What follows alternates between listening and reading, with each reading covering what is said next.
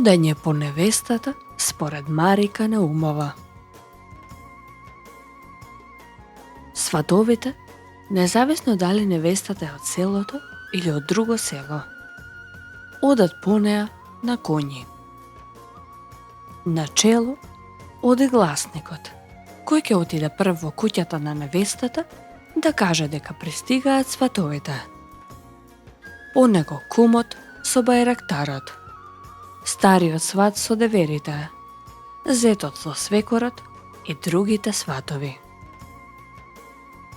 Штом пристигнат сватовите во куќата на невестата, прв влегува стројникот, односно стариот сват. Бајрактарот, свекорот, зетот, деверите и останатите сватови. Домашните ги пречекуваат со запалена борина. Зетот се поклонува 3 пати, бакнувајќи рака на дедото и на бабата, а сето тоа е пропратено со песни и обичаи.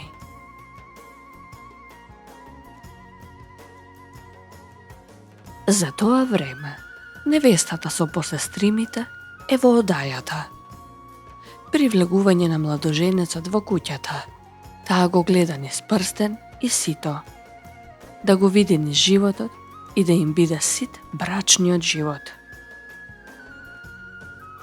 Гостите седнуваат на трпеза. На чело на трпезата седи кумот, свекорот и дедото, односно таткото на невестата. До нив, од едната и од другата страна, седа старосватот, деверите, а меѓу нив, зетот и другите сватови. Свекорот тогаш го изнесува обредниот леп и го остава на трпезата.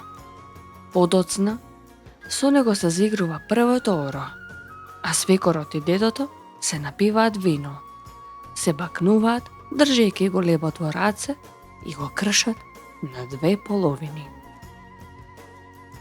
При тоа се внимава поголемиот дел да падне во куќата на свекорот, со цел младите да бидат среќни. Во чиј дел ќе падне парата, во таа куќа е и среќата. Лебот се крши на мали парчиња и се раздава на присутните. Посестримите ги слушат сватовите, ги китат со китка цвеќе, зашто добиваат пари. Зетот пак ги дарува родителите и другите роднини на невестата. За тоа време, побратимите се пред вратата на невестата. Тие не ги пуштаат сватовите кај неа додека не платат. При влегувањето, стариот девар ги дава кондурите, со што таа прво одбива да ги прими, а потоа ги обува и ги дарува деверите. Помладиот девар и го става плетениот венец на глава. Стариот девар ја води невестата кај гостите за да им бакне рака. За тоа време чеизот се товари на коњи и се испраќа во куќата на младоженецот. Истовремено, невестата се поклонува и се простува од своите домашни, дарувајќи ги сите со дарови. Додека ја изнесуваат невестата во дворот, таа плаче и жали за разделбата од родителите. Братот ја качува на конј, ја води до некаде, а потоа ја предава на побратимите. Се изведуваат обичаи пропратени со магиски елементи, со цел да се обезбеди среќа и пород во семејството.